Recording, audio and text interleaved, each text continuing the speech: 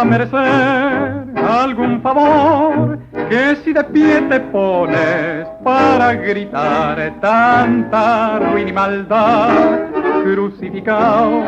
te vas a ver por la moral de los demás, en este Gólgota cruel, donde el más vil es el lava de juez.